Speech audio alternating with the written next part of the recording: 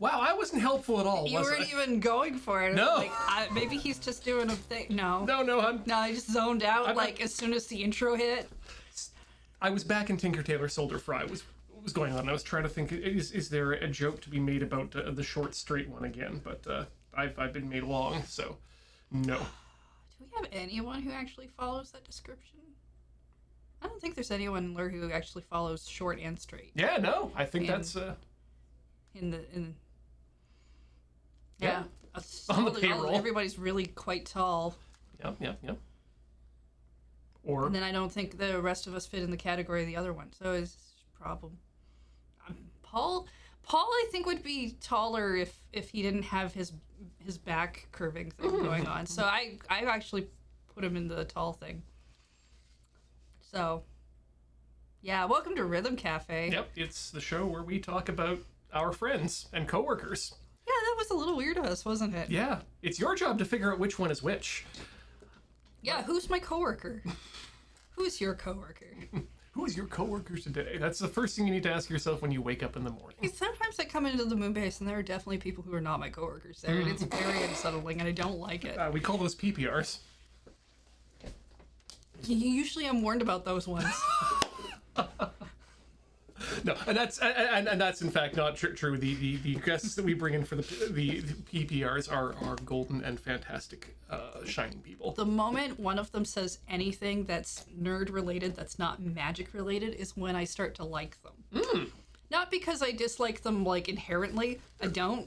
I'm very neutral. I'm just like, oh, they're here for magic. And then I'll turn over and someone will be like, oh, Sailor Moon. I'm like, okay, we're friends now. Yeah, it's kind of like we can be friends now. Because if you're just going to talk about magic, Well, that's the thing. When we're steeped in magic as much as we are here, that becomes like it's no longer fun. It's just something. It's like working in a KFC and you get that fried chicken smell permeating everything. It just becomes background noise. And so that's kind of like what magic is. Jacob is a sometimes coworker. When we're playing vampire and we're on camera, coworker. The moment we're off camera, not really coworker for me anymore. It's just friend. Big friend. Yeah. Yeah. I do that with other people that I've known prior to Lure. People who were just in Lure when I got here. Friend, but still always Lure related. People who weren't, like you and Corey and even Ben and everybody who I knew out before becoming Lure. I'm like, yeah, not really Lure. Once the cameras are off. Yes. Okay. Yeah. I don't know. It's just a thing. It's a real mindset. I don't know why I'm looking at the other games. Yeah. No. We're here for one specific thing and one specific thing only. I think the right hand side is going to be the best side for us. Okay. So yeah, we're playing Theatrhythm Final Bar Line. Final bar line. Yep. Previous iterations were Theatrhythm Final Fantasy. A little bit more clear as to what it is. That clearly makes sense. Theatrhythm, I think, still Final Fantasy Curtain Call sequel. I remember that, yeah. Theatrhythm All-Star Carnival, which I believe is a mobile version that only came out in Japan. Okay. So I have no knowledge if that's actually true or not. And then this one. They're all kind of similar. I mean, they do. This does look like the last one of these games that I've been around for. Do you play Final Fantasy? Have you played a Final Fantasy? So here's what I was going to say about all this: is that my association with Square Enix or with Square in general lies with my fandom is in two areas. Okay. Final Fantasy Tactics, specifically the original one, and that's about it. And also Rad Racer. Okay. Well, I don't believe there are any songs from Rad Racer, but I believe there is music from Tactics in this game. Which we're gonna let you drive. Okay. I already know how to play, and I believe it starts you with a tutorial. Please pick the Rhythm Cafe profile I've made specifically for us. It is a Pikmin face planting because I felt it was the most appropriate. That is absolutely the most appropriate for us. Okay.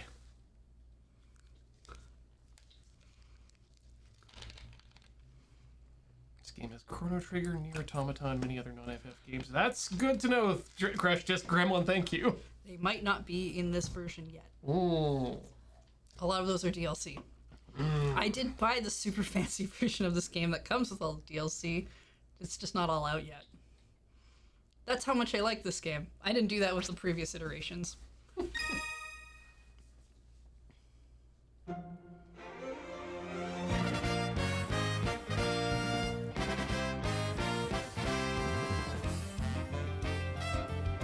Look at all those proper nouns. You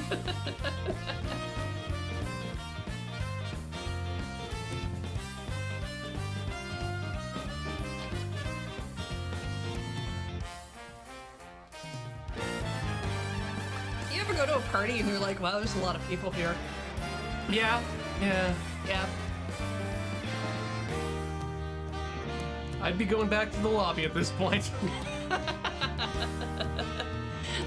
So the base version of this game comes with 385 sounds. That's great. Which is amazing for a rhythm game. Yeah. And for especially for a theme rhythm game like this, it feels like they're not holding back on content. Digital Deluxe whatever base version comes with an additional 27 songs. And then I believe all the DLC packs are another 30 songs each. Wow. So there's like over 500 songs by the time you get through all of it. That's a lot. I'm trying to think if there's a franchise that I would like that to exist for. Well, apparently the devs for this game have said they'd like to do this for Nintendo, and I'd really like to see that. Oh, I would be very happy. That sounds like that. definitely right up your alley.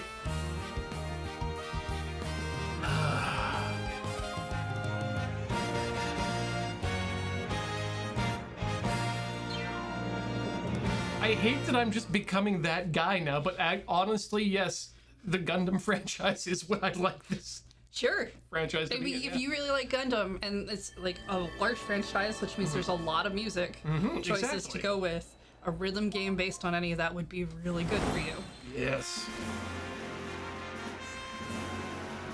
Yep. Tradition is required.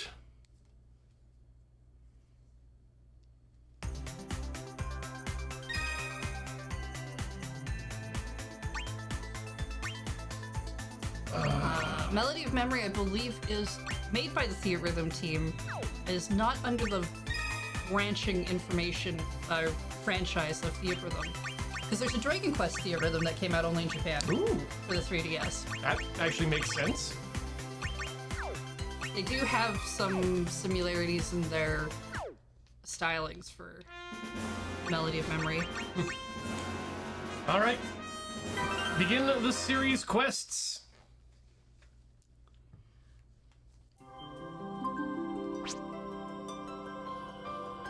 Cool. Get one key to start. Use it to unlock a title. You can choose from 6 titles to start. Ooh.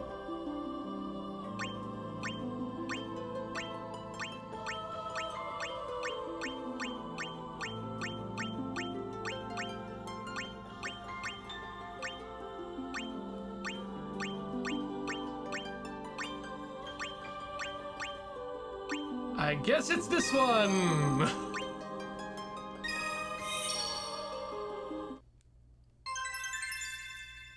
Fearing Maria Guy Leon Minwoo. Okay. Now you have some characters. It's time to edit your party. Oh, fuck. Right! Speedrun strats!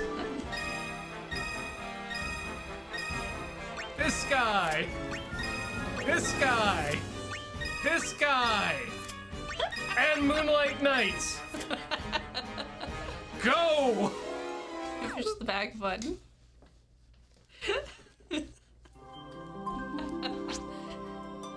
Okay, set up a music stage. The tutorial will start as soon as you close this window.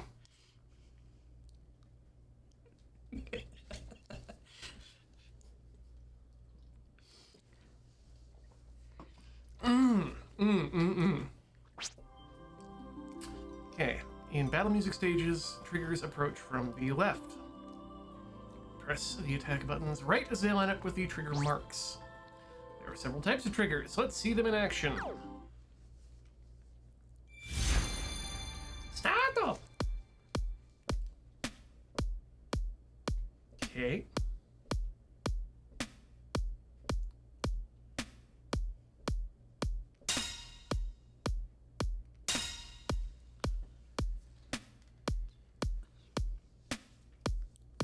So basically, any of the face buttons, bumpers, and triggers, Okay.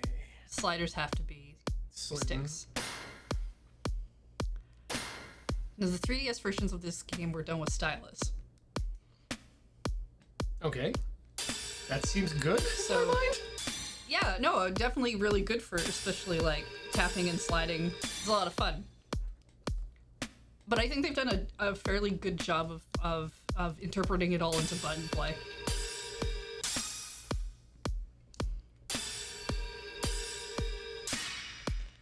I think I'm getting it now.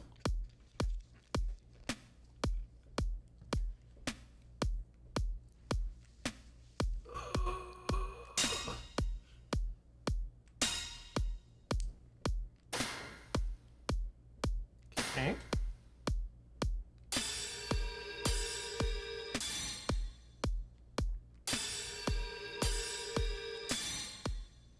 Good.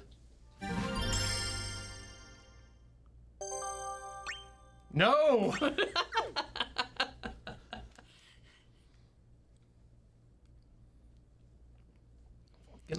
Walking. Who is this dog woman? I've only played like half of 10, or maybe half of 10. I don't even know how far I got into 10. And 10-2. Oh, and Chocobo Fables. Okay. So, I guess that's a warning for you, Chad. If any of you came here for like specific Final Fantasy knowledge, the two of us ain't it. Nope. I think I pushed the right button.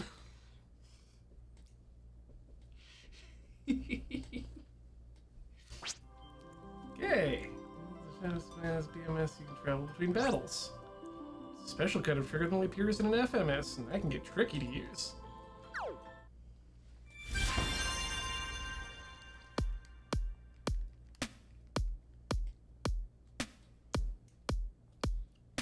Up and down.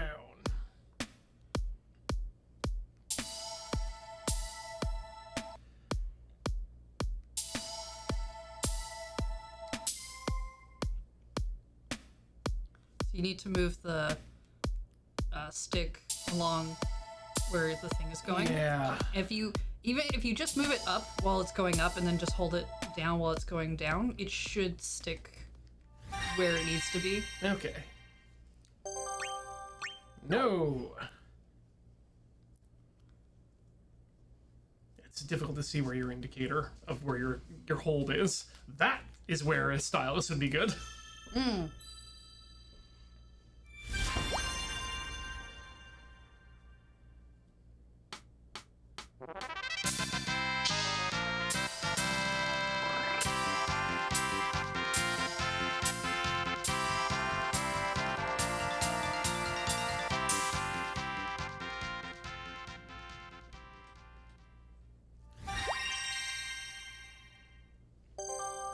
No.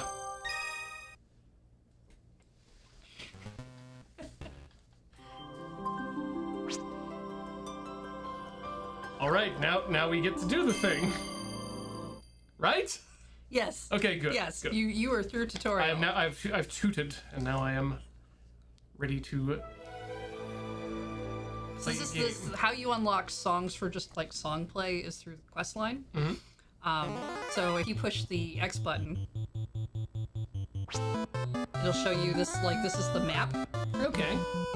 And when like you have to fight this one, but when you come up to two choices, you really only have to do one of them to move along into the quest line. Good. That seems easy. Ish.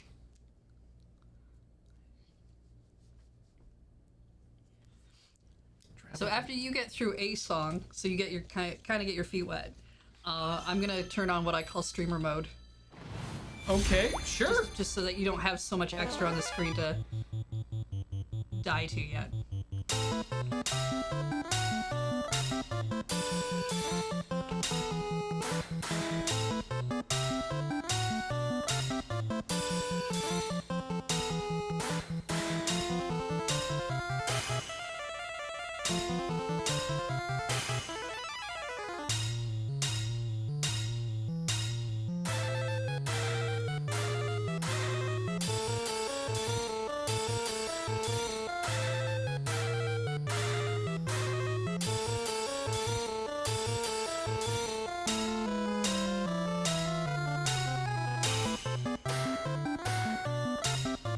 I really appreciate that they seem to be using or at least recordings of the original bleeped and blooped versions.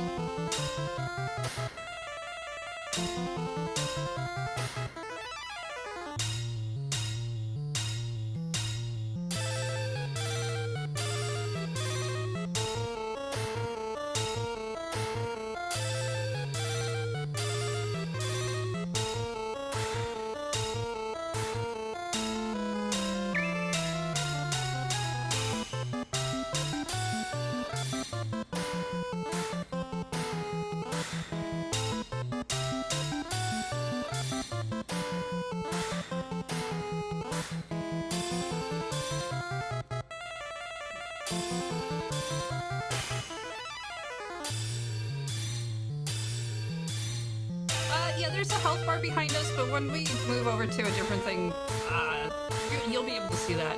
Don't worry.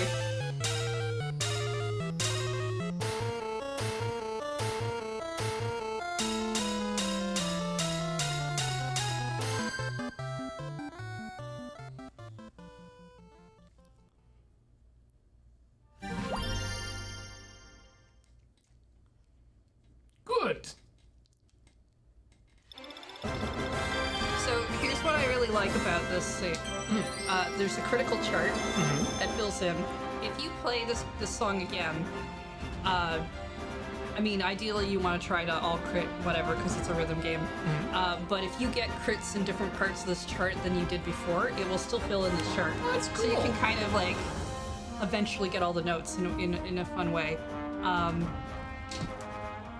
It's still based kind of on an RPG system, so the characters level up, and then you can give them moves that do things that are like that will help you with your health bar and stuff. So on harder songs, you might still be able to maintain your health enough to complete the song, which is kind of cool. If you push the X button to show details, it shows you your timing chart and just like kind of a bunch of extra information if you care, but it doesn't put it there immediately, which I really like. Me too. Okay, so do we need to go into a streamer mode now, you were saying? Yeah, so just push the A button so we can get through We get our things. get our things for collecting, because it's a lot. and then just next. Okay.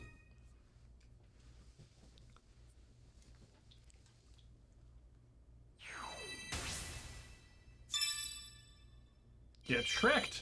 Okay.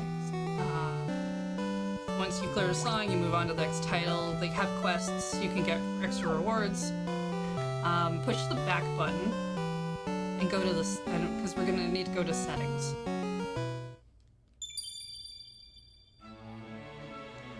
Was that the back button? No, it's the edit button. Which button do you mean when you say back? B button. In the corner it says back.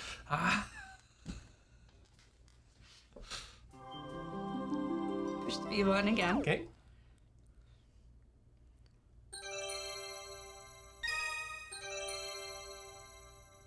Cool.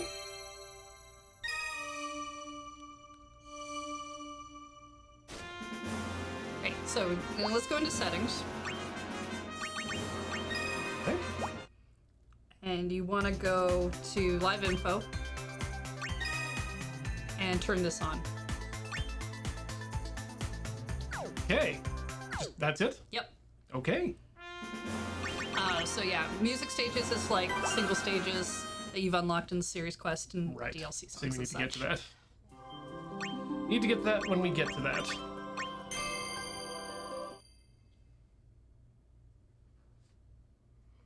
The streaming rules mostly stated things like we can't just play music off the music player in the theater mode, I think. I'm glad you read that, because I never would. It'll be fine. Yep. So now when you go in and play this time, the screen will look very different, Okay. and you will understand why I call it streamer mode. I hope.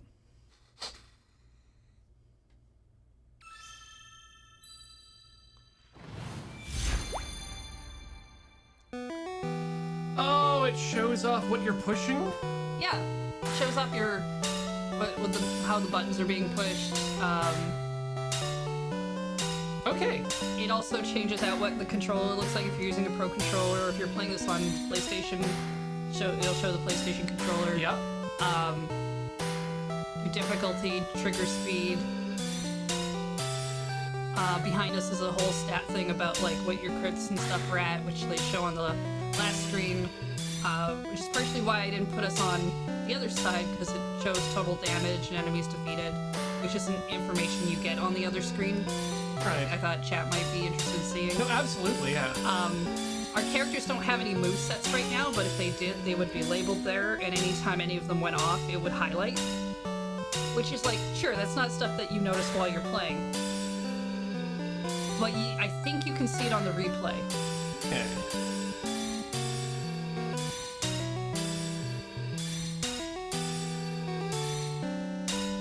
So I thought you were going to say it was called streamer mode because I hate it. Oh. No, I just meant it's like you can actually see what the streamer's doing. Oh, okay, yeah, because I was thinking during the break what I absolutely need to do is put together an MS Paint image that goes over top of the controllers that just says, mind your own fucking business. I'll play the game the way I want, and if you want to see what I'm doing, fuck off. Well, you know, when we play games on the iPad where everything's touch-based, you can just see kind of things. You can't tell what's being hit when. Oh, like I kind of wouldn't mind them having some sort of.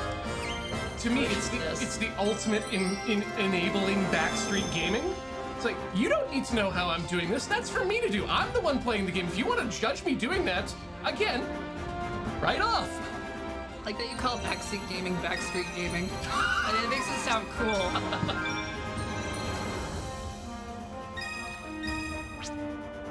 Next.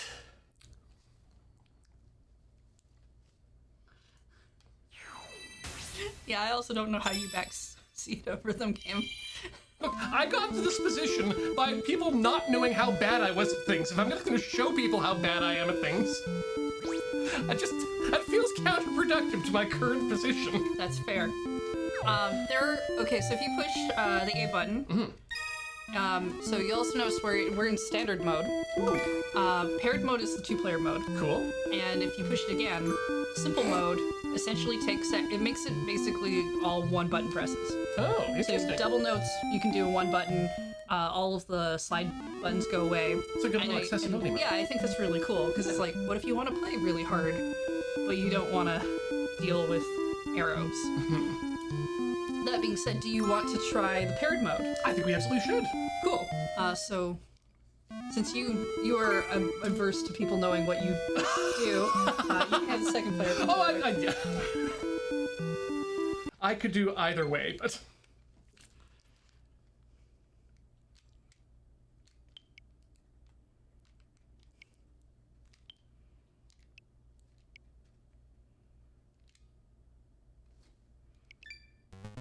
Cool.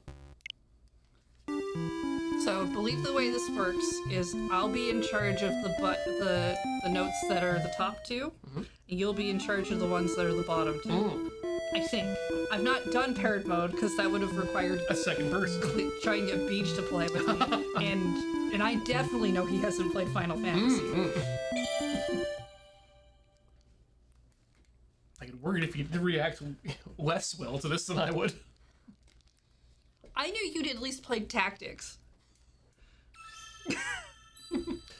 Well, I've played up to the point in Tactics where you get stuck and can't continue. And I've done that twice now, so I feel like I'm really getting the feel for the game.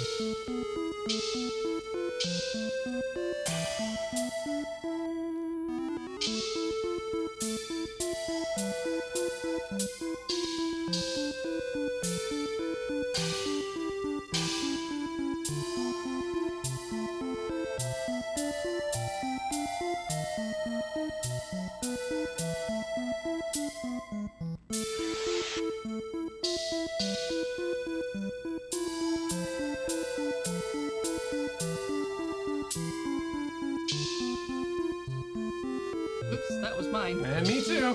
My brain turned off for a second.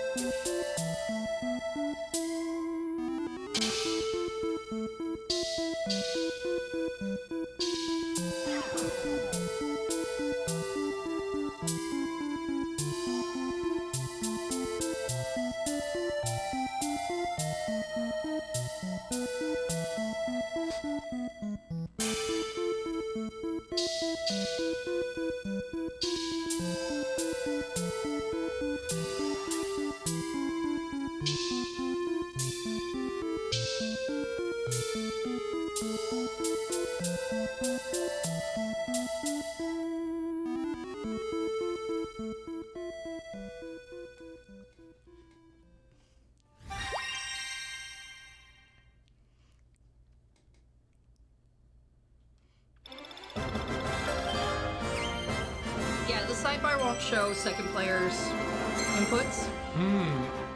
I'm assuming because they don't actually expect people to have that on and play two-player. I think so, yeah. And the way the layout is, I don't think there's really a lot of space left for it. That's it. I will cop to the fact that it is neat that it has that information up there, and that is an option.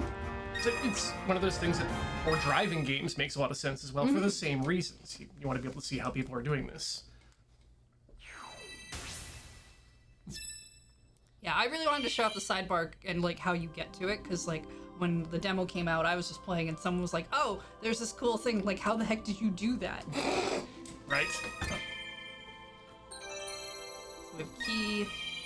Which we'll need for things. Just gonna... And abilities.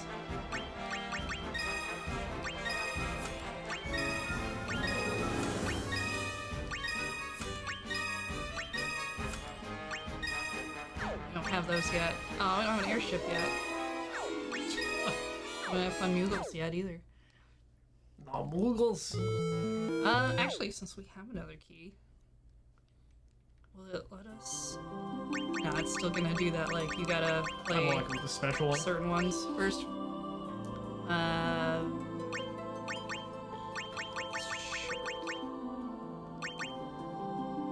Sure.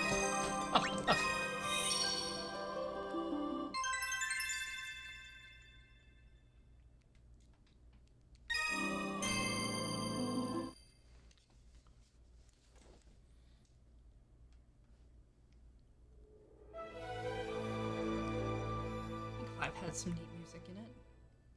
It was the one that I believe was 2 in America? I mean, they're all like -3 in America. Oh, right? Final Fantasy 1 is actually Final Fantasy -3, I think. I'm gonna say that you're correct And there. 3 is 6. Yeah, it must be that. But 9 is like 12. I think I'm just making a joke. I almost bought a copy of one from a place called Consumers Distributing, if you remember that. I've never heard of that store. Oh, they were a store that they only had a catalog and a front counter, and everything else behind that was warehouse. Okay. So you'd fill out your order and like a card, take it up to the counter, pay for it, and then go to the back and grab it, or say like, we don't have this yet, come back in a few weeks and we'll have it shipped in for you. But Final Fantasy 1 was going for, I think, $15 at the time, which was an amazing amount of money. And just realized that I don't like RPGs. Yeah, I mean, that's fair. RPGs are very... especially like the older Final Fantasies. I mean, probably the newer ones too are pretty grindy. Oh shit, that's right.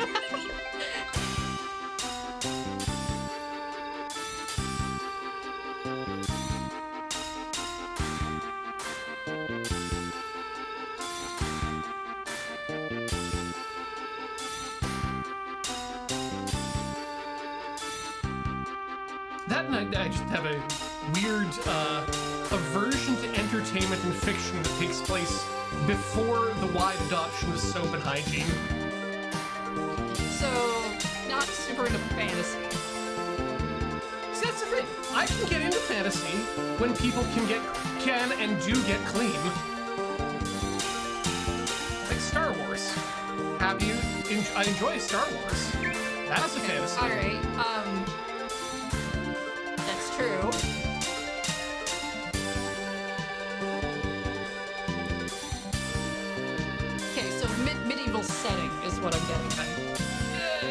Western too, mostly. You know what? That's fair. Medieval Western setting. So you're probably more fine with the, was it the Showa era? Yeah. Is that correct? Well, that's, Is that one of them? you're thinking Sengoku, the Warring States, I think. Oh, okay. Showa was actually just up into the mid-80s. Oh, really? Okay. Yeah. I'm gonna be honest. I don't actually know what any of the eras in Japanese history are called. Just that they get used a lot. That's It's okay. Amazing. You didn't study Japanese history. I didn't. But to make it easy, like Roman? Big into Roman times. Greeks a little less. but- Okay, so you're looking for like definitely cultures that had bathhouses and were really cool using them, as opposed to the Western culture, European culture, medieval. Yep. Okay, all right.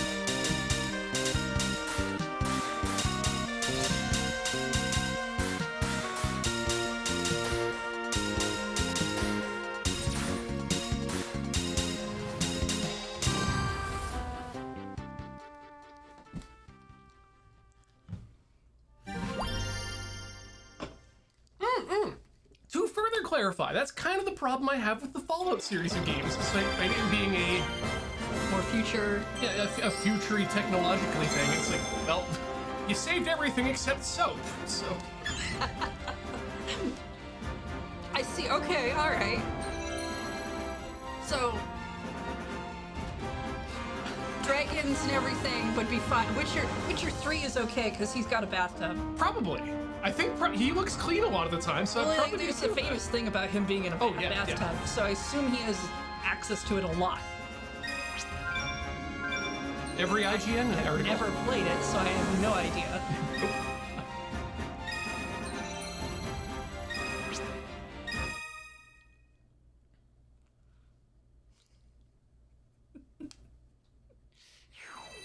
You can tell, because in the previous episode of Chill Point, I was just like, I don't understand why he has two swords, one for killing this and one for killing that. That seems excessive.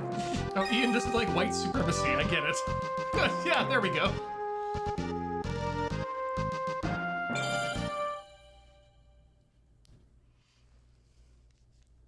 So Elden Ring is okay since soap is an actual item in the game with actual mechanics. I mean, that one might be different in terms of like, are you okay with horrors?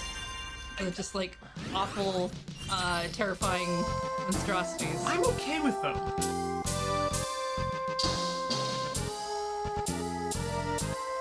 I mean, to be honest, I only most of what I saw for Elden Ring was very small bits of the playthrough that Adam and Wheeler did, and then like the modded thing that Andy Geek. Yeah, with Andrew and Yeah, and so I don't know if anything I saw for Elden Ring was real, yeah, you because guys. it mostly just felt like there was a lot of Burger King involved. That doesn't seem quite right. And I have no idea what any of those mods did.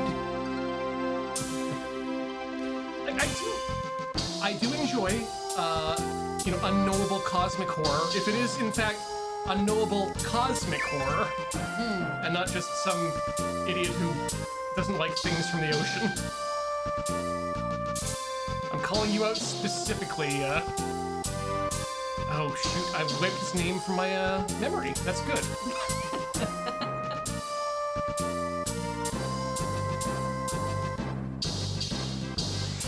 Asshole author from the, Lovecraft? Yes, that's the one. Thank you.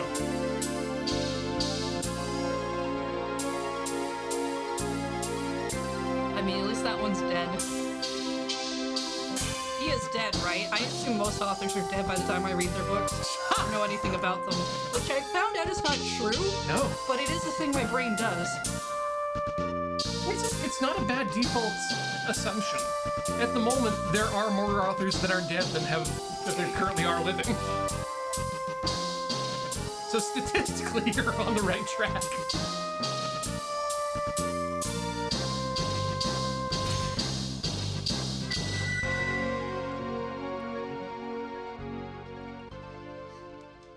Yeah, especially when I was younger, my default was basically, well, the authors, they're probably dead. But also when I was very young and I was reading stuff like Charlotte's Web and whatever, I also didn't read the author's name on the cover and just assumed that they were women on all of them. And that's a good assumption to be. That's an assumption more people should have in the world. It would probably just make things a little bit better in general.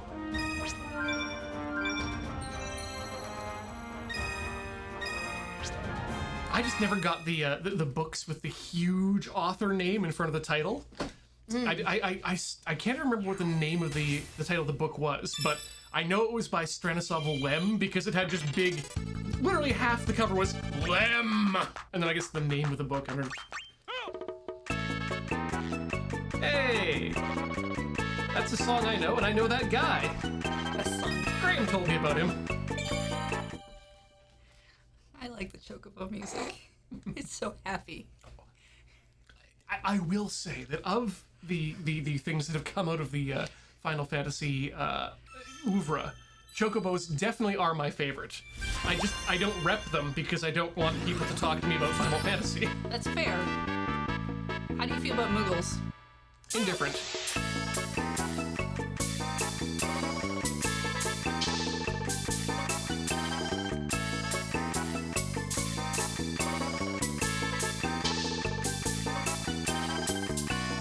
How would you feel about Moogles if you know they delivered the mail?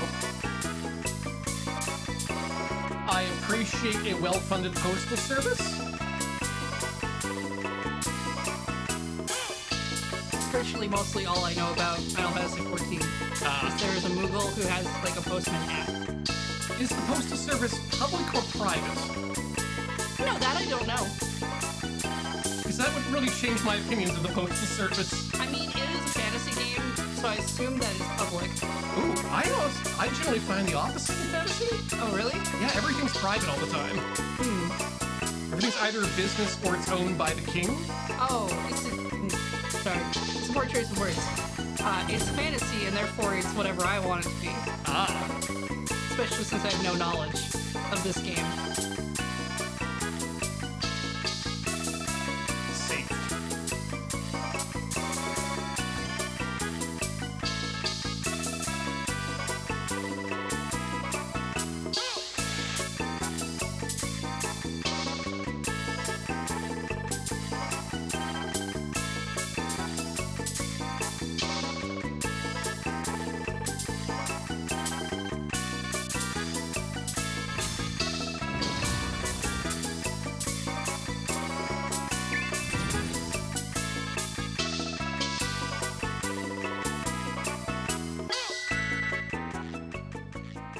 You know, it's funny because I'm used to ignoring things while playing rhythm games.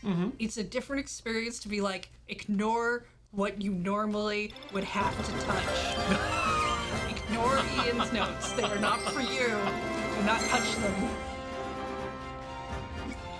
I was having it. Yeah.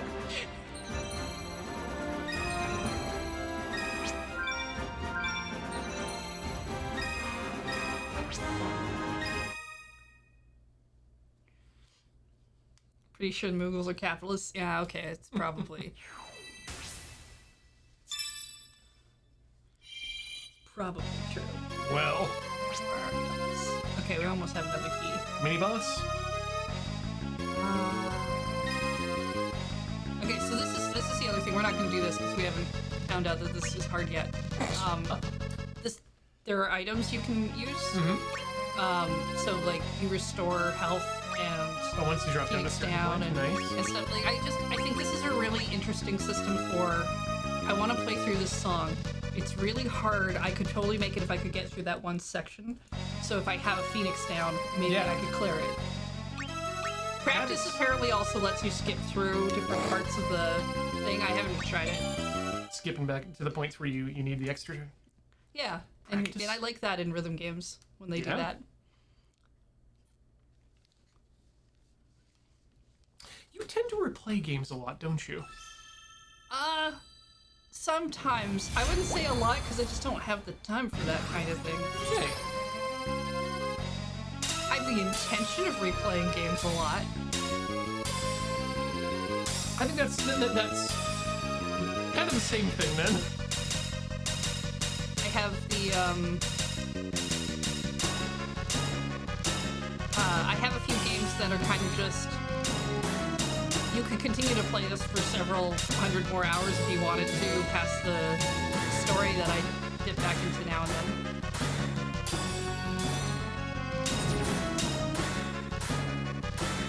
Why? I'm just curious as to what makes a good game for you. Oh. Replayability just adds to, I wouldn't say adds to my enjoyment of a game. It just adds to how much more time I might spend on a game.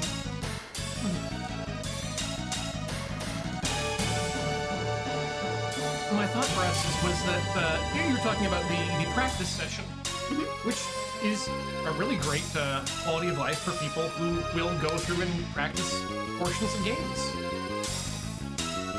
Like, honestly, that's something I would like for some of my racing games, to be able to, like, say, okay, start the car here at this speed and just, run me through this one turn 15 times. Oh, so you can, so you can get an actual handle on that one thing. As opposed to having to, wait until you come back around the track.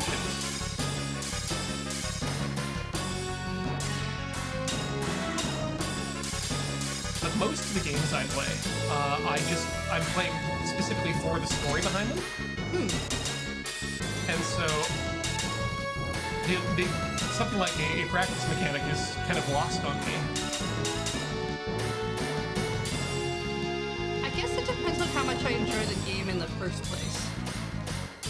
Like, I mean, I don't consider redoing a rhythm stage in a game like this to be replaying.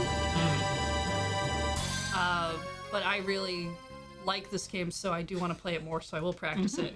Or I played other rhythm games where I've been like, cool, I got the story portion, that was great, I'm done.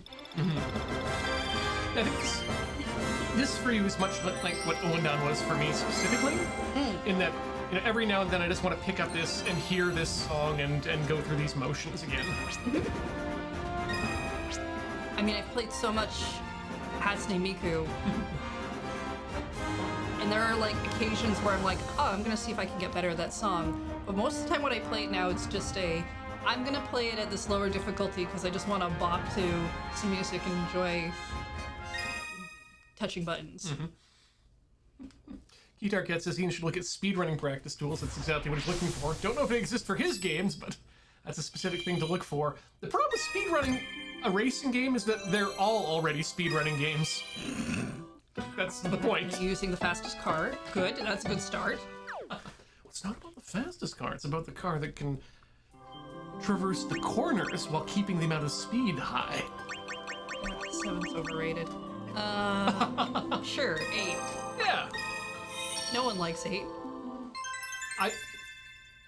Oh wait, sorry, that's 13. No one likes 13. So, no! What? Which one? I remember that I had a girlfriend who was like the one with the gun swords.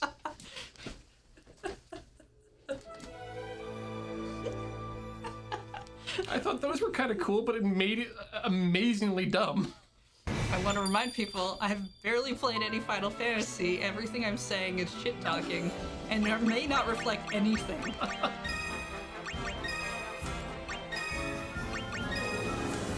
Just be happy that I'm actually putting some stuff in here. Ian would ignore all of it. Oh, we have a summon now. Great. Wait, what are her things?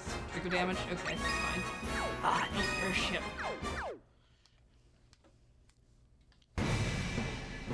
I mean, personally, I was looking at, what a Final Fantasy game might be really cool to play. I don't really want to play the remake of 7. Because I've seen enough of it. I've seen other people play it, so I don't think, yeah. And I was like, oh, 13 seems neat. And then immediately, as I was looking up where I could get 13 now, because it's a PS3 game, so sometimes it isn't on other things. It seemed like every podcaster I was listening to was suddenly like, Final Fantasy 13, worst Final Fantasy game ever. And I'm like, how did they do that? How did they do that? Was I just ignoring them all this entire time? Have they always been saying that? I don't know. Yeah, it's always a question for me. Is like which game is it? Is it? They're easier to figure out once you get past 7, I think. Like 6 is the one with the mechs. 7 is the one with the guy with the big sword. 8 is gun sword guys. 9 was bad cartoon with too many furry tails. Yeah, furries with tails only. I'm starting to feel like you know more about Final Fantasy than I do. 10 was the one that got a sequel for some reason because people really liked the melodrama. And maybe also the sports? Oh, football. See, I played part of 10. Eventually I just got annoyed at grinding. Because I wasn't doing any. So I definitely hit that point where it's like, it's impossible for you to win here. I think 11 is technically 14 beta.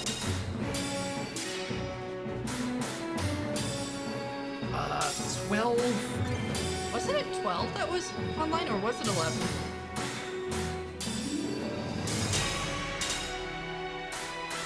Can't even remember. It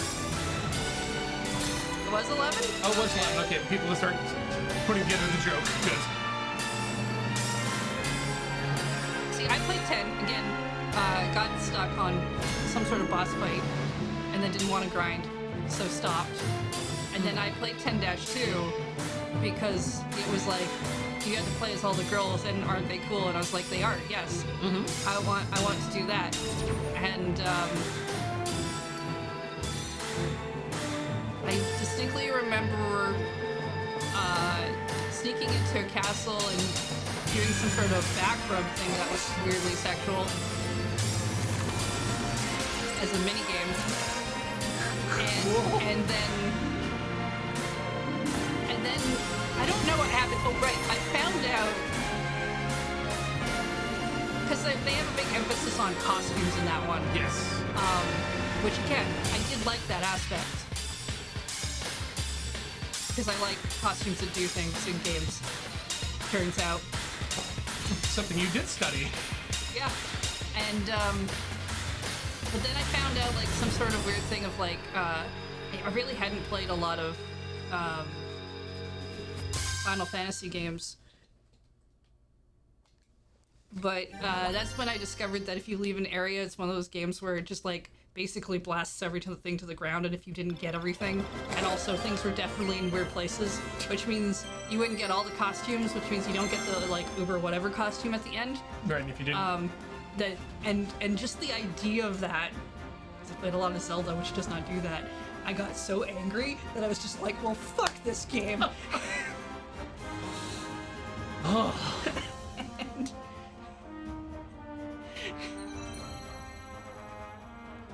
So you had a good time, is what you're saying. I mean, I do constantly. I'm like, maybe I should revisit that.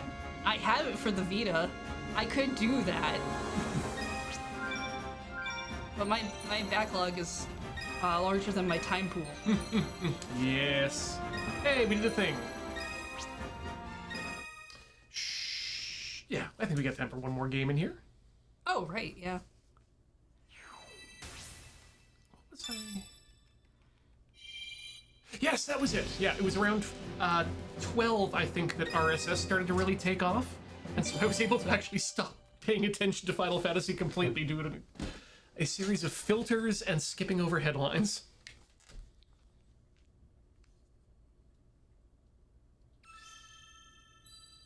Aitsu 100, that is exactly what happened to me. Twice. Final Fantasy Tactics likes to save lock you to a boss fight? Yes. Is that just the first one that does that? Did they fix that idea? Haven't revisited the series, so. Chad, do you know?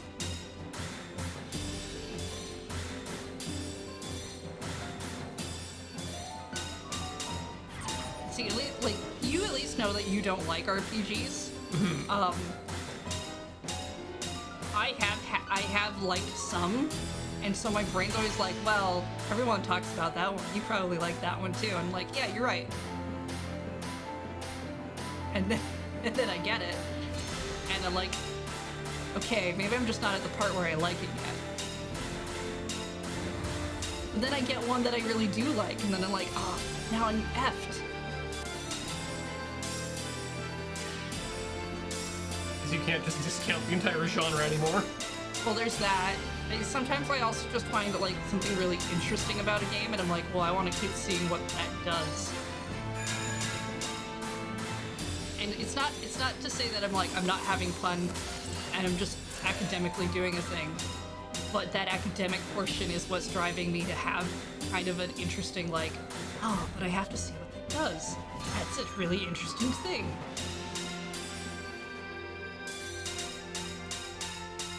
People, I like Yakuza Like a Dragon out of protest as an RPG. I'm very happy it's an RPG now so that more people can experience the games, but I would honestly prefer it to go back to the brawler style combat. I mean, I haven't yet tricked myself into thinking I like Muso games. Because I have played a number of the spin-offs that they've done, but I'm like, I know I like those because of what it's essentially wrapped up in.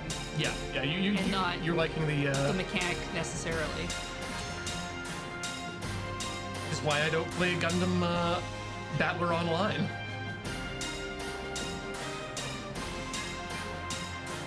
I'm not good at... I'm bad enough at first-person shooters that I don't enjoy them.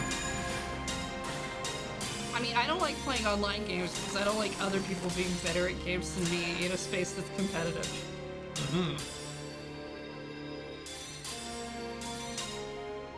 Streaming party games doesn't count. I want to point that out because whether I act like I'm going to win or not during a streamed game, this includes AFK, I do not come to a stream with the idea that I'm there to win. Oh, no, absolutely I'm not. there to have fun. So I'm almost on purpose not going to do the thing that seems like the best move, necessarily, so much as the thing that I think might be more fun for me to do. Like, we're doing a show, like what we're doing here. You know, if you wanted to watch people be good at video games, there's a million other streamers out there. Please do not give them any of your money. By the way, if you've got an Amazon Prime account, you can give a free subscription to anyone on Twitch.tv.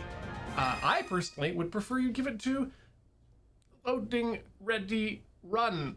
That is the channel you're on, yes. So it's one you probably should say that. One I should say. A bunch of us have home streams you may also engage with. I mean, that's completely disconnected from the discussion we're having here. But yes, some members do stream from home. First gauge recovery rate. We'll keep with damage. Did any of you learn anything new? I wasn't paying attention. Oh, you did. Ooh, blind. Well, I've learned something. What's that? It's the top of the hour.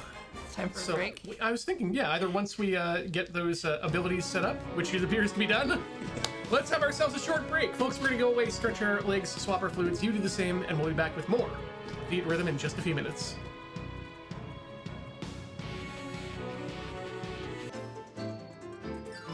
Hello, we're back. We are back, and I'm still unhelpful. We are playing, and if you'd like to see me continue to be unhelpful, we're going to continue playing co-op mode in Theatrhythm Final Bar. Is that right? Yes. Good. Okay. Good. Well, final bar line. Right. You pronounce Theatrhythm right. Every day this week that Paul's had to say Theatrhythm, I know he's looking at the word and he's just like, that's not a real word. And I'm like, I agree with you, Paul. I'm so sorry, but I'm not. Yep. Yeah. I mean, I'm having fun. I know that this is a game I probably won't get to play two-player with often. Yeah, well. And I enjoy when we get a rhythm game where we get to actually both play at the same time. Yeah, in a way that's not just head-to-head battling. Because there is that in here, but I think it's geared towards online. Mm-hmm. There's our airship. Someone was posting the other day trying to find out where the first instance of a wooden airship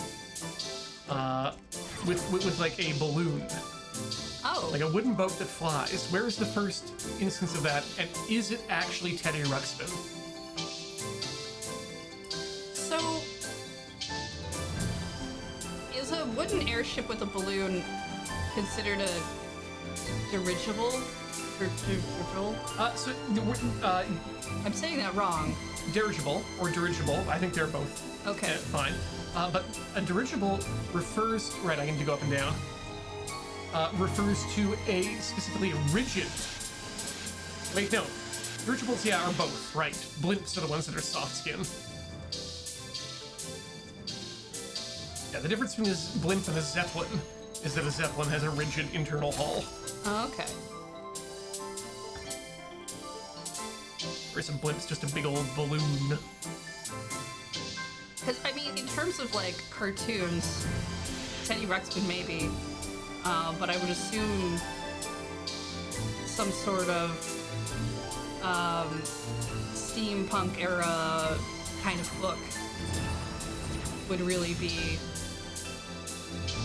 more of where that would have come from first. Mm-hmm.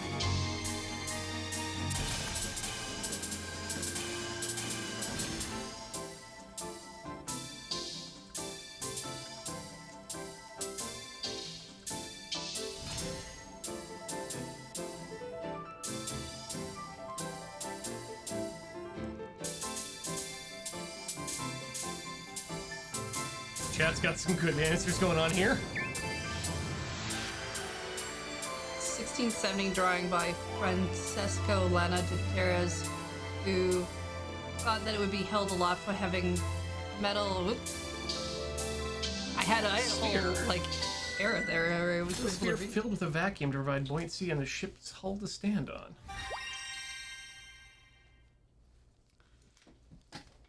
Yeah, like a Jules Verne, I imagine might have that kind of a thing, or I don't know. Is Dr. Jekyll and Mr. Hyde kind of a steampunk thing? I'm not really sure. I've never read it. But in Once Upon a Time, they made them come in with like a flying machine that didn't make sense. So So it's not a good. I think it's just Victorian. I was going to say, I think the time frame you're looking for is Victorian or Industrial Revolution. If you'd like to use an actual historical period and not something, and not just an aesthetic that people come up with. Okay, so there's steampunk the aesthetic, which is the dilution of what steampunk is actually supposed to be. And it's harder to find now because everyone's gone for the aesthetic of it. But it does exist. It's proper steampunk. Proper steampunk is basically a version of like Jetsons, where Jetsons is like that 1950s future idea. A retrofuturism. Yeah. Steampunk is like that. It's a real thing. It is a real thing, yes.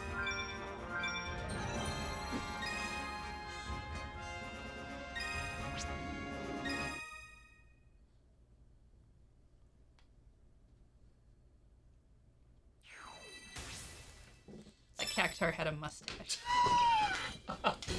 Cactar was me. Oh no, Alex and Cameron apparently had a conversation about this at some point. Oddly, that doesn't surprise me.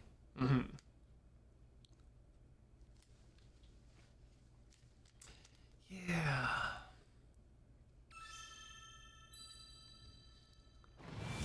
Retrofuturism is just such an interesting concept, too.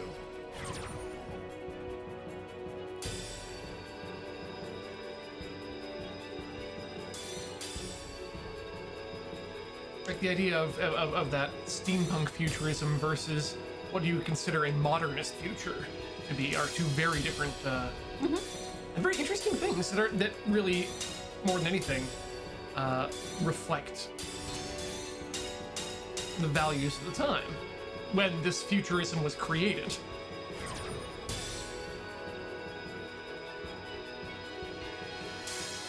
Values, hopes.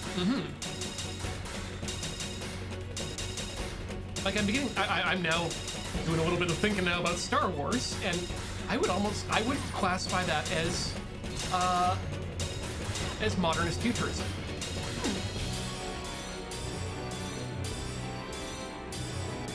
Because it is definitely post-industrial most of the world, in fact post-colonial at that stage in the series. But everything has everything as we know has that well lived in looked. And you're coming off of an era of craftsmanship and long-lasting things that have been left to decay over time, which definitely gets well. It fits in well with the postmodernist world that the creators of Star Wars actually grew up and lived in. I mean, I think you really learn a lot about a person based on the types of fictional things they like to read and like make, especially what they like to make, right? Like and some of it'll be like based on what's going on around them as well. But just the fact that some people really insist on putting specific things in their own fictional worlds and defending those ideas really says a lot about them. Are we talking around some certain very specific real-world examples here right now, or are we just being abstract? I'm being abstract in general.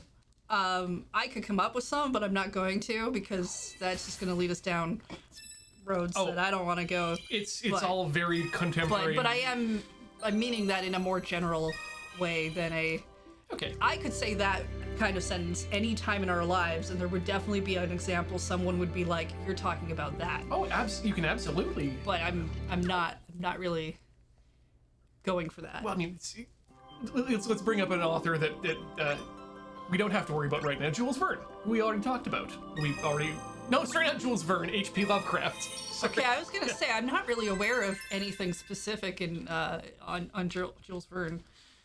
I think I'm pretty sure he seems pretty safe for the moment.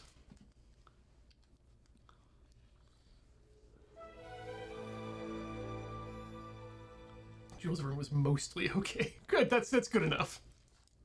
I mean, I know H.P. Lovecraft only from what other people have said, because I haven't. It's not particularly. I think I've gone out to read, and I'm pretty sure Orson Scott Card has some views. Yep. That are not great. Actually, that's as well, but I don't know. Orson Scott Card and. But yeah, I mean, if we want to go positive, Pratchett is very good. Yeah. At least from what I've read. I will be very, very unhappy if I ever turn around and find out Pratchett has had anything awful. Yes, Pratchett is very beloved.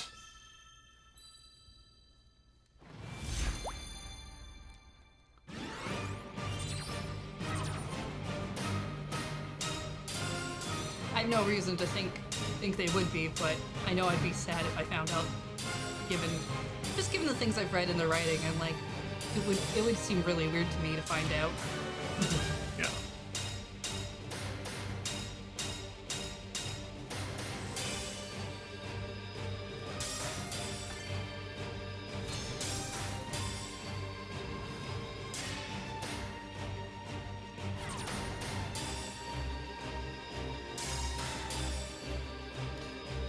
But that's the thing, that we all need to remember, that these are all fictional worlds.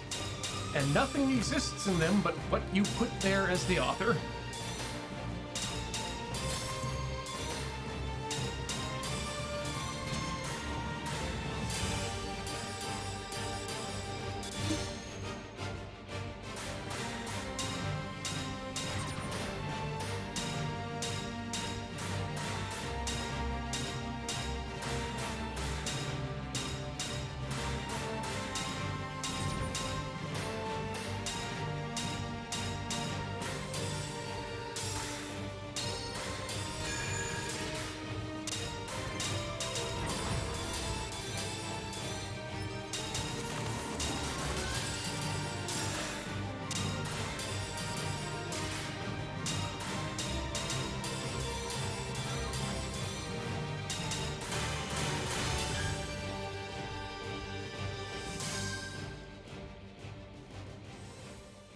Stand your ground.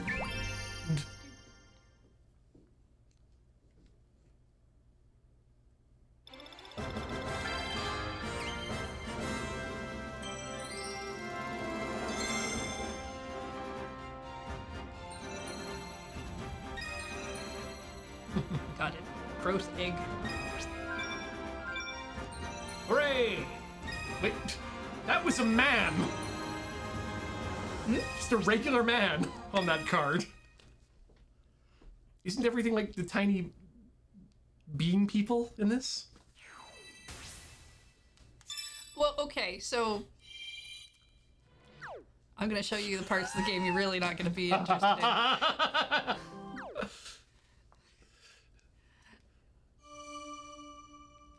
Multi-battle. Be in here. So while we're playing, we're collecting what are called collector cards. Okay. Different enemies, different things. Cards you collect. I collect a card to see what bonuses it gives you, because some of them do. Though this is the kind of character you're talking about. This is the kind of art style you're seeing. Bean people. You're talking about like this. Okay, but still bean person. More beans.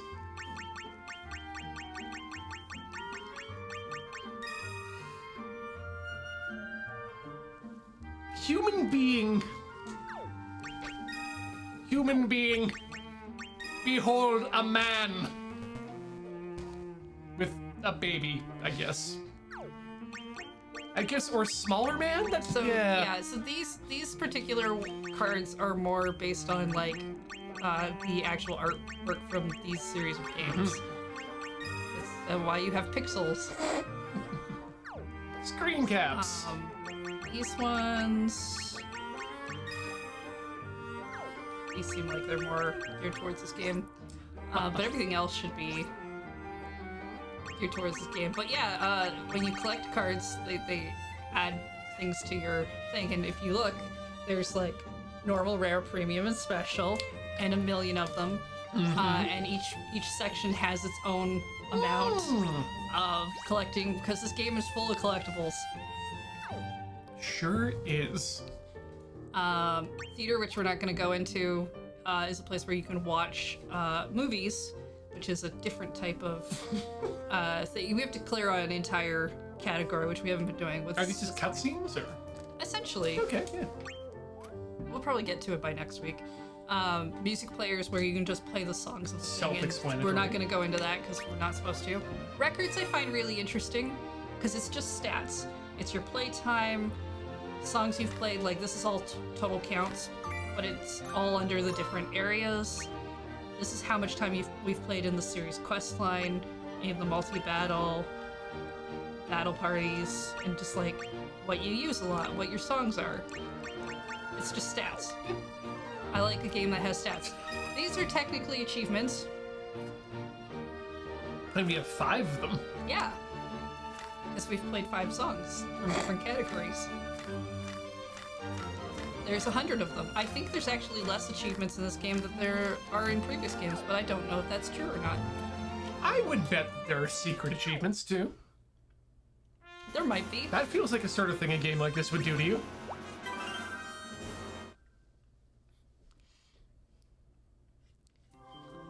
Show feats.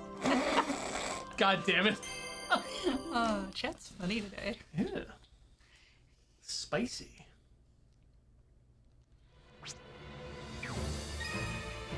All right, let's go. So, yeah, there's like an entire RPG thing in this game, which I think works really well for the series that it's doing.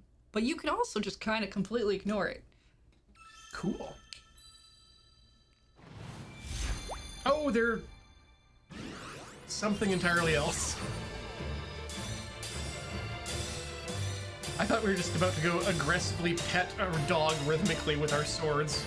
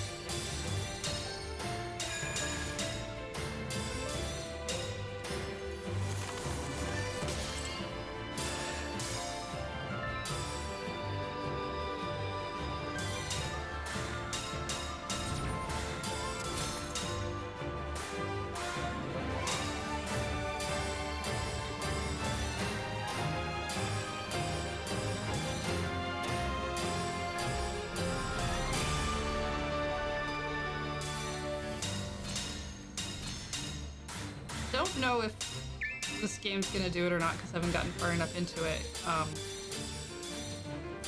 But I do recall the other two games technically starting with a story. The lightest version of what you call a story, because it only shows up at kind of like the beginning and then the end.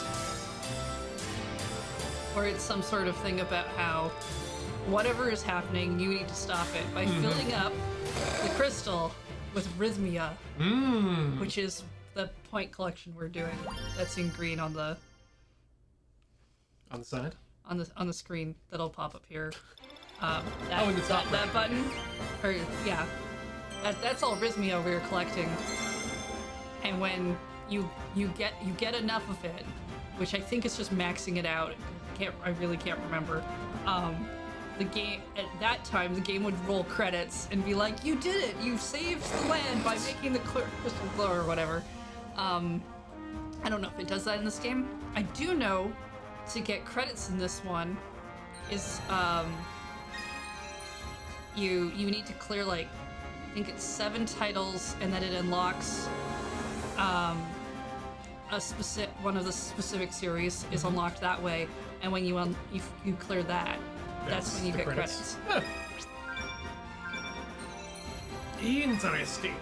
So I was able to hit credits in under 10 hours. Which I believe is... Also, this game came out like Thursday. I believe that's basically impossible in all other Final Fantasy games, so congratulations. Ah, I know this guy from Zelda. Yeah, he's real angry. You're 8? I'm pretty sure it's 7. Now I'm gonna go look. Where is it?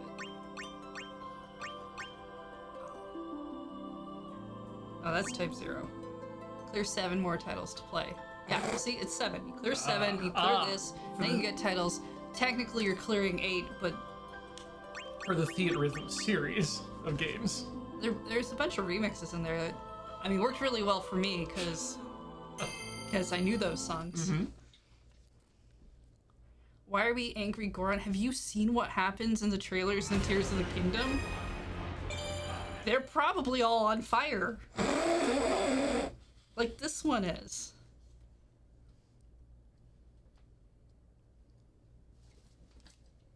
Isn't that your default happy place?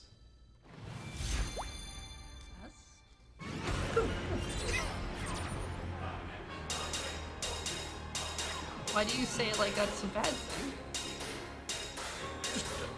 Why did you say it was like a bad thing? Well, because I don't think the Goron's happy place is that. Okay, I'll... Look how angry he looked. That's my notes that I'm missing. I will cop to that, yeah. I guess this is a good time to remind the people out there who are watching that sometimes the things that make you happy aren't the things that make your friends happy. And so you shouldn't necessarily light them on fire because they're sad.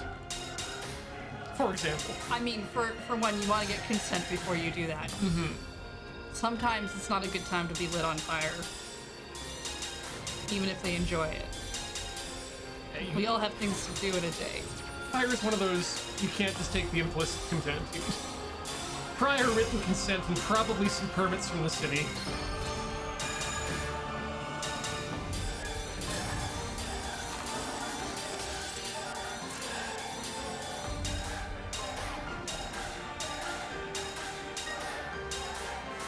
Do you think that people who work in a crematorium like just get inside the oven sometimes? I think that'd be very unprofessional for them too. Like it's a trust exercise between each other? Okay, Jim, your turn to get in the oven. It's a trust exercise. Yeah, it's basically crematorium hazing rituals. Everyone's got to go in the oven at least once. I don't think so.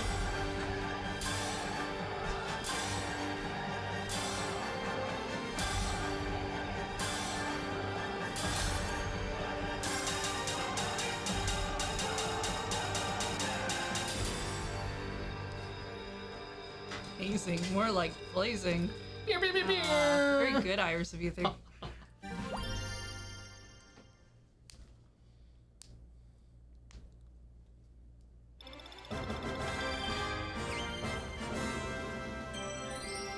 Earth on one side's like, you got a story there, like, well, everyone in the ice cream parlor gets locked in the freezer. Okay, I mean, if you work in a kitchen, everybody probably gets locked in that backroom freezer at least once, right? Mm-hmm. All I remember, I mean, we never did that as far as I remember at the place I worked at, but there was like a Dairy Queen very close by, and it was a pizza place. So the back was always like really warm because of the ovens, which means in the middle of summer, everything really sucked. So we'd go to the Dairy Queen and get like milkshakes or whatever, and then we'd keep them in the freezer, and we would take turns like ducking into the freezer Right, 'cause you gotta have your... try to like cool down sometimes. Nice.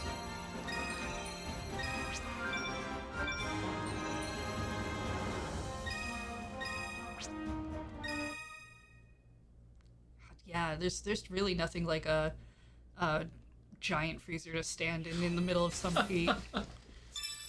It reminds me I need to buy some lockout locks from Amazon.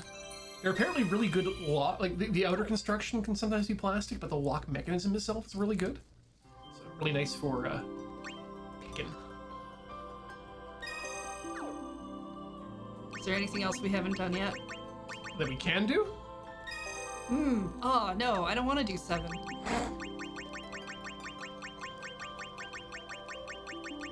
All right, chat, you win 14. It's just me being mean on purpose. Their music is also fine. Does it make us go through a 14-day trial of this rhythm section though first? It does have the most songs out of all the other sections. Wow. God, sometimes looking at Amino artwork is just an aspect of, okay, God, can I find something in here that looks like something from the physical world? And then it's like a magic eye portrait that reveals itself to you. For 14, it was the tip of the sword. I'm like, oh, that's just, hey, there's a guy's face there. Hey.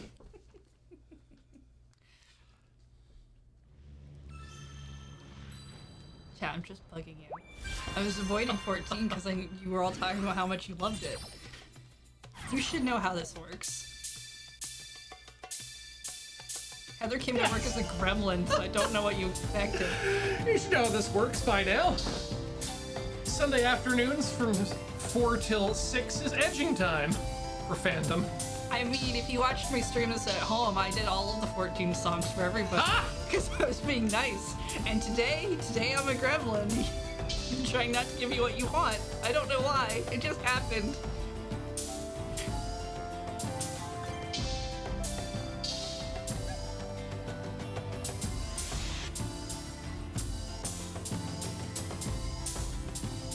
I do like that occasionally it lets each of us take a break so we can go read the chat. Yep.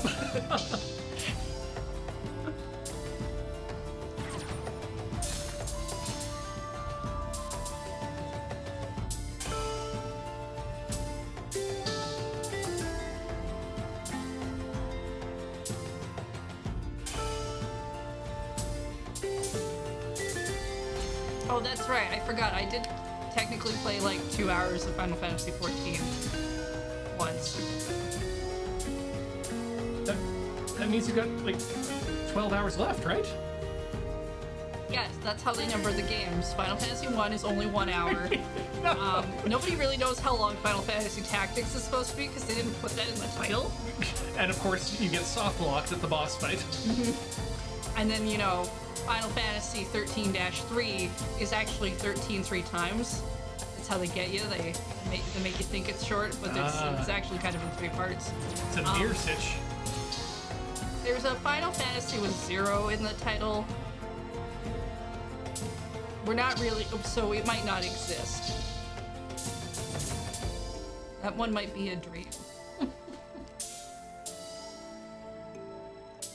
No, I actually played the first hour twice. Because I started the game and then found out a friend was on a completely different server. And so I restarted on that server. I haven't played with them. Just if I wanted that option, I didn't want to put all my time in a server they weren't on. Right. And then which was better because then I understood a lot more what was going on in that first hour instead of what I did the first time, which was ignore everything.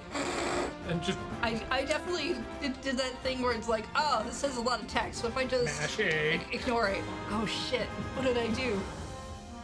Yeah. This is why I didn't finish the longest 5 minutes. No, I didn't finish the longest 5 minutes because I got stuck in a fight and I didn't care anymore. Aw. Also, it seemed a little too long for what it was. Neat concept, though.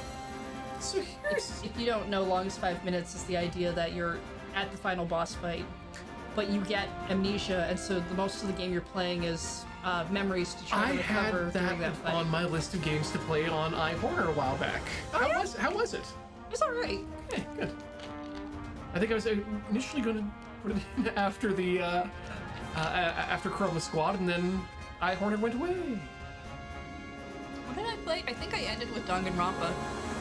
So I did one episode of that, and then I went away, which is great for a mystery. Mm-hmm. I just played it on my own.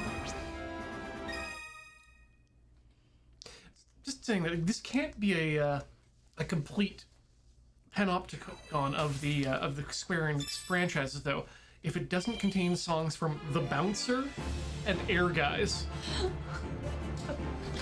Sorry, those are two other Square games I played. No.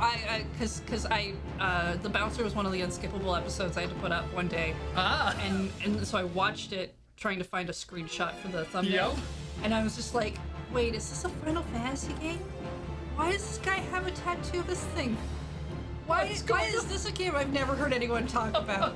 What is going on? I'm still... Yeah, hard to miss. That sounds great. I'm still actually very confused by that game. I'm intensely curious about it, which is why I'm trying to keep my brain away from it. Mm-hmm. I'll go down some sort of weird rabbit hole of that, I'm sure. Oh, I'm certain they'll never let you emulate that officially.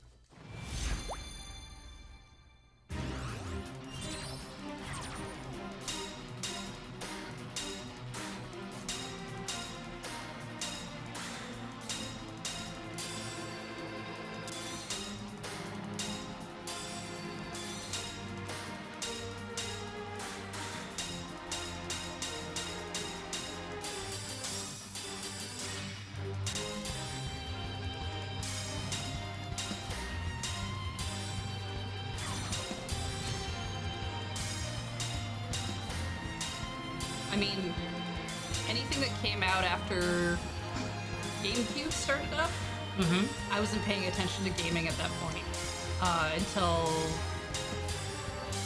much later. Well, as we pointed out here in the chat, The Bouncer was a rushed PS2 launch title. Was it? Yep. When did the PS2 come out? PS3.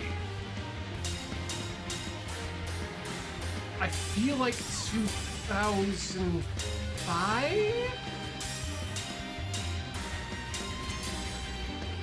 So I know I bought one when they were getting old, long in the tooth, in 2008.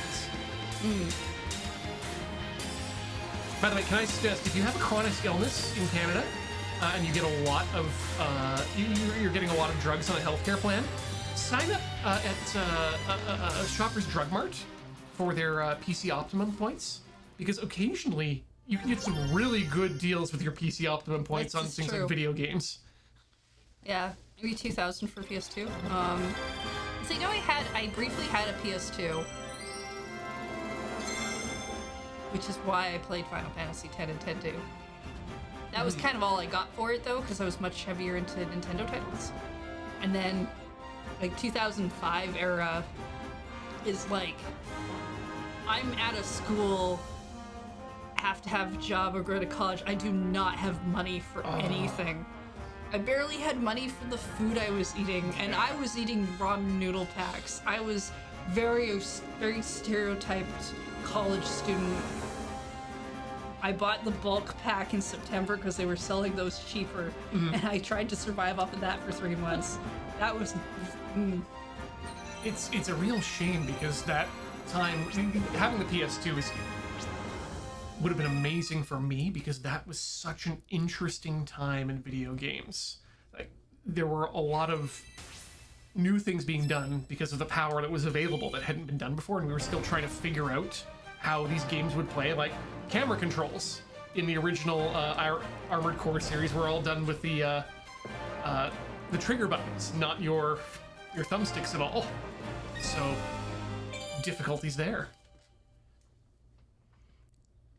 Questions about full motion video cutscenes and whatnot. That's true. Yeah. Analog buttons. That was the coolest thing about the PS2 that I don't think ever got really... It was also not very reliable, but every button on the PS2 controller was, in a sense, a button that could receive at least 2 different levels of pressing, much like a camera shutter does today. Okay. And when you can think about that, that means that, you know, one button can be both a light attack and a heavy attack at the same time, depending on how hard you're pushing it, is really kind of cool.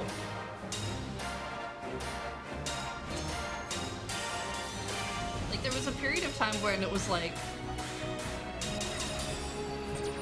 Okay, like, the only reason we got a Nintendo in the house was because my parents were hiding the one for the neighbor's kid across the street, and I found it.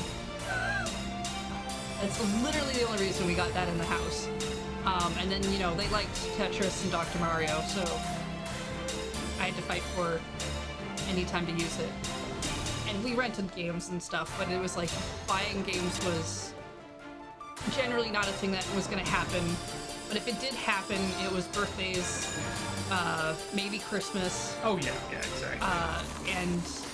And only until I hit a certain age, because then it was like, why would you? Yeah. Why would you game?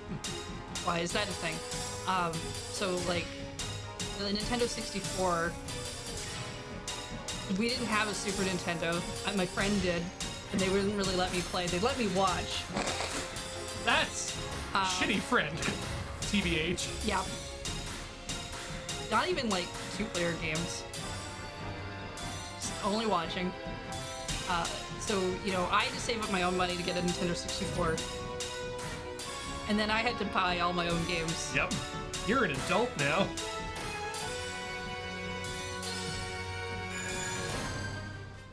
My parents made the mistake of doing this thing where they were like, okay, you're going to be in charge of shopping for your own clothes, so we're going to give you a certain amount of money for shopping every month. And I was like, cool.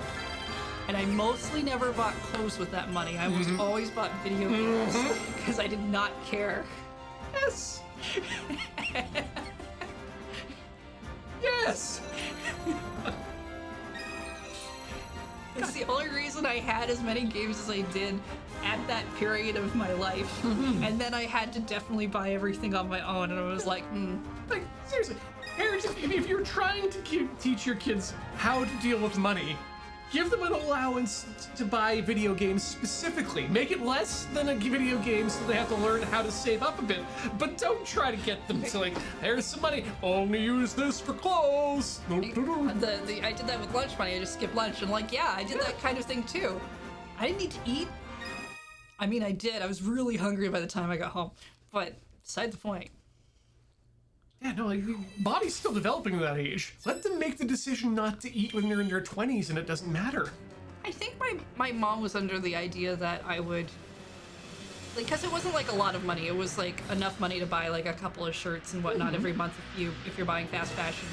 I think she was under the idea that, well, you're a teenager, therefore clothes are you like clothes now, not and games. Therefore you're gonna be like needing to buy new clothes in the summer and whatever, and you're not really outgrowing clothes anymore, but you know you'll want to keep up with that. Like, I care nothing for those people, and they care nothing for me. Games all the way.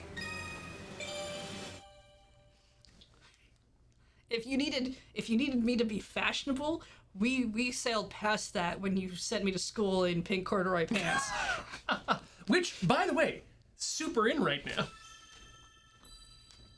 They made such cool noises when you like wiped your hands.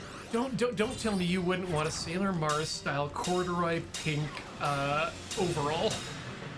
number. I mean, now I would. I wouldn't have then. Oh, definitely not then. I had to pretend to hate pink. I was a tomboy. I got made fun of for being a girl. Okay, then my next question is, how long did you have the Jimmy Choo Sailor Jupiter green boots in your cart before saying no to yourself? Didn't know those existed. Oh no! Okay, so big shoe guy, Jimmy Choo, not to be confused with internet Akiba asshole Johnny Choo, his son, Danny Choo, put together for the anniversary of Sailor Moon a series of shoes for each of the different scouts. Oh, that's cool. And so, Mars they're just the classic Mars heel, right? Makes sense. I think the blue Mercury ones are a slight demi heel, sort of a slipper style. The Sailor Moon boots are literally the Sailor Moon boots, encrusted with rhinestones all the way down them. Really tiny ones too, so they look very tasteful. What's her name? Venus gets some interesting stuff. Again, just more of your standard heel-based shoe. And then, of course, Jupiter gets these Doc Martin style Jupiter green with a big chunky sole. Yeah, half-calf boots. Yeah, I remember studying costuming in college, and like the first year you have to do the basics of stuff. So you're mixed in with all the fashion kids. Mm-hmm.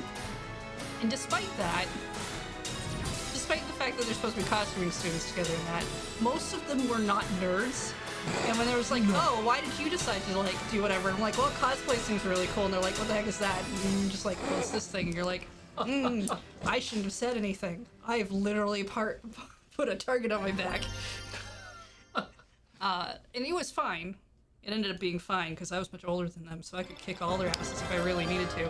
But the next year, I saw the one person who managed to be a nerd who was in that class, who was the same age as everyone else, who was doing their designs based off of Sailor Moon, and I was like, that's fucking fantastic. Oh, wow. But I saw the way the rest of that class treated them like shit, and I'm just like, damn fashion students. Time to conceal, don't feel. Those were really cool pieces of footwear. Yeah, I saw the Mercury ones. Mercury, and that's the Jupiter. Okay, yeah. And then, yeah. Yeah, the Mercury ones probably wouldn't go with my wardrobe, really. The Jupiter ones, maybe. I could probably rock those. Oh, here we go. Oh, there we go. That's the full line. So the moon one has the actual moon on the top there, too. It's not bad. Yeah. Mars is kind of boring, but it's kind of what you expect. And then that's the Venus. Yeah, that makes sense. Oh, I didn't notice the Luna ones are really cool. Holy moly, the Luna meshed heel boots. Those are sweet. Shit. Oh, with the little Luna on the ankle? Yeah. That's pretty sweet. Rad. Okay. I'm doing so many things. Please welcome to Anime Boots with Ian and Heather.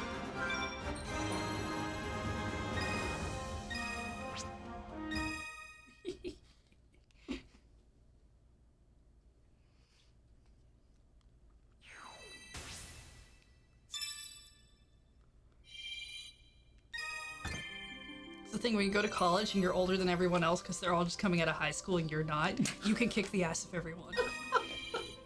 Highly recommended. I did the problematic thing where I ended up spending too much time at the anime club in the university I was going to before actually going to the university.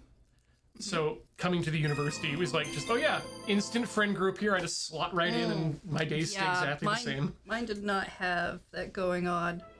Well, okay, the first attempt at college did, but that's not why you're at college, let's be honest. Yeah, it's kind of a failed attempt at school. Very literally. Oh, do not go to college if you're not really into it. Mm-hmm. Oh yeah. I failed, and then my grades were so poor I literally couldn't apply for other colleges. Let fire rain down. Definitely had has the attitude that I wish I'd taken, which was join the military. And in the States there, you're going on the GI Bill. A little different here in Canada, but there were few people who were telling me to go join the military and get my college education under the musician corps. I just continued to play euphonium as a member of the military, and then that would also pay for my university. Like, I do think school is important. But I also, based on a lot of experience, have determined that forcing people to go to school when they don't want to actually screws them over more later than if they just didn't go for a year. Yep, because it's money. The big money is spent on something that might not stick. But more important, well, I mean, not more important than money, but importantly, it's the value, the post-secondary education system has been so overvalued that you need a bachelor's degree as a technical qualification rather than what it's actually for, which is learning to learn. You should be going to post-secondary, or at least the universities and colleges, as a way of opening your mind and experiencing things outside of your comfort zone to prepare you for being able to do different things in life out in the world of work. But that's not what it's become. It's become a qualification mill. And so you end up just going there just to get your piece of paper to get you past the gate at certain forms of employment. Universities used to be places of higher learning and research. Now they're just money farms. I remember feeling like not going to college was not an option. Oh. Like, I didn't have to have I didn't have like parents who were like, oh, you like definitely go become a doctor or anything like that. But there was definitely this sense of like, not going to school is not an option because that's like the wrong thing to do. You should immediately go into college the moment you're done high school. Yeah, because that was. So I did. Because that was the ticket that our parents all experienced. Was that they got out of high school and probably got a job and maybe went to university or maybe didn't. But if they did, they noted that, yeah, I've got this paper and I can get a really good job now anywhere. But like a couple years after that, like I flunked so hard on certain courses that the school wouldn't even take me back that next year either. And I had to tell my parents that because at first I was just like, no, I'm just not going back next year. I think it's better if I don't. And they were very adamant that I should, so I had to tell them that I flunked. Great adult conversation. Oh yeah, I'm sure that went well. And the thing is, like about a year after that, when I had that free year to kind of actually look at things and try to figure stuff out, I was kind of more into the idea of going to college. But then to go to the one I would have wanted to do the things I would have wanted to, I literally couldn't because of my grades. Yeah, now you got this. But I would have been able to if I hadn't done that year. And it was just like, no. Well, it's why I ended up with a psychology degree with a minor in East Asian Studies. I don't like psychology, I don't really care, but I had enough credits in it to be able to finally graduate with an degree. And if I'd wanted to do an East Asian Studies degree, which I kind of really did want to do by the end of it, I would have needed to spend another 3 years in school. You know, coming in, thinking to myself, I absolutely want to be an engineer, and finding out in those first 6 months that this is absolutely not what I thought it was going to be, and then waffling for a couple of years in the middle of it whilst trying to keep the grades up so I don't have to drop out. Yeah.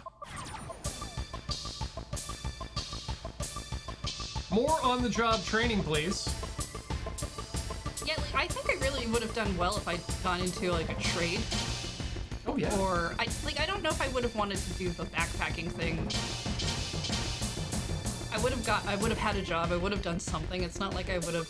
I think that's like a weird fear that some people have, where it's like, oh, if you don't go to college, you're just gonna sit at home and not do anything. And I'm like, I mean, if you had a particularly harsh last year of high school, you might want to do that for a week or two. I wasn't the kind of person who liked to like laze around and like not do anything at all for weeks on end. You probably would have gotten more into cosplay earlier. Likely. Video? Oh, definitely. I was taking video editing in high school.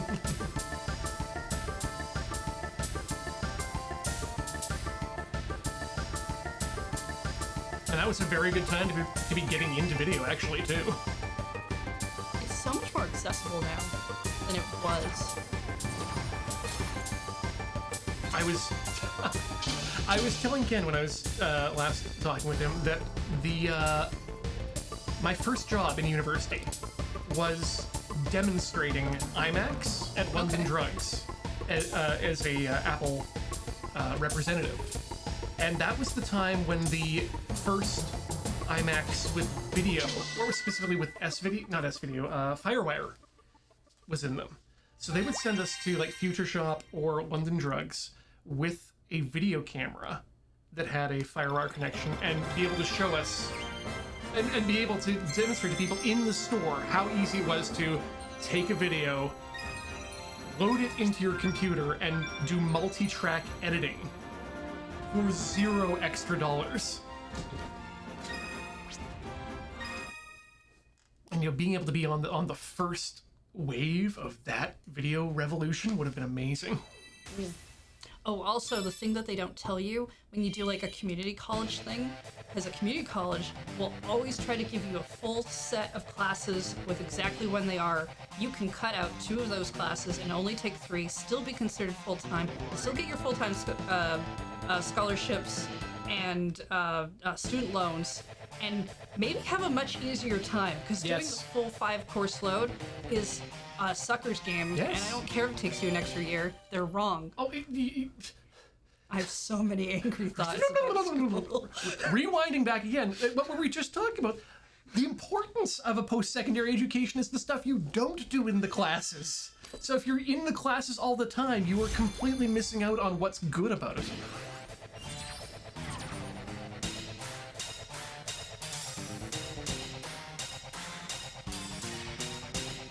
Actually, it's one thing I did was because the costuming college I went to, similar idea. Your class is already planned out. This is what you're taking. This is when you're taking it. And I ended up dropping a couple so I could pull it down. But then I realized there was a first-time student there who was older, single mother, and she was really like freaking out about it. And I was just like, hey, go withdraw from these 2 classes like right now. That's really good. They don't tell you that. No. And they really push you to not do it. I would normalize post-secondary education being more about being able to experiment. Make college education more about experimenting with things that are not just whether or not you like to kiss girls or boys.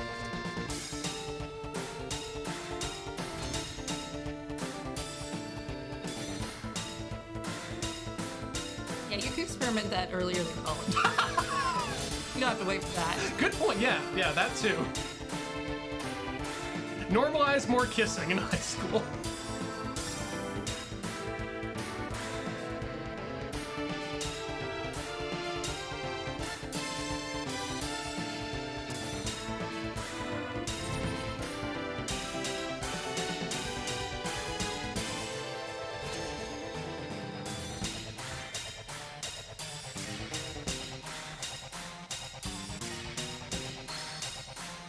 Oh yes, sorry. To those of you who are high school teachers, this does not apply to you.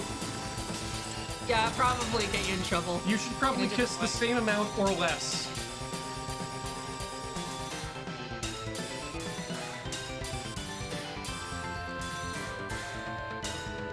I guess it's kind of probably depend on your like region and stuff as well. I mean, I really don't know. I don't know if high school advice is super relevant for coming from us. Probably not. I mean, there were so many things that that were not factors for high school that are now. And it's very important, and you bring up the location too. Like, it's the advice for more kissings in high school probably doesn't apply to the stereotype region of France. It's just a different kind of kissing, isn't it? Shoot, I wasn't even thinking about that. I wasn't thinking about sorry, the regionally UN protected French kissing. I was just referring to the greeting of the mwah, mwah. If it's not done in the stereotypical region of France, then quite frankly, it's just sparkling tongue kiss.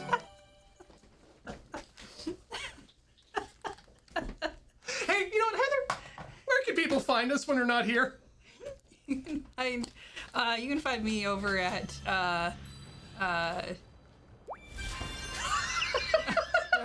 Heather.exe has stopped working. Oh, this is the other neat thing. It does do a countdown if you pause, nice. which is kind of cool. You can find me at twitch.tv/lunarjade.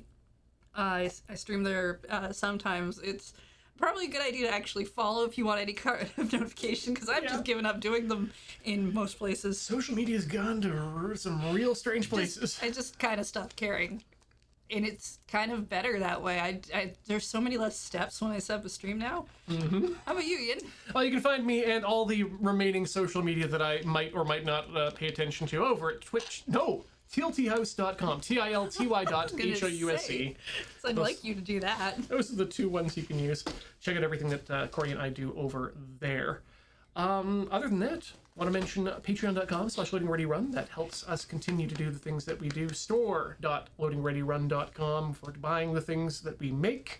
And finally, youtube.com/LRRMTG/LRRVG/LRRTT and /LoadingReadyLive for our multitude of YouTube contents. Thanks for watching Rhythm Cafe for this week. We will see you next time.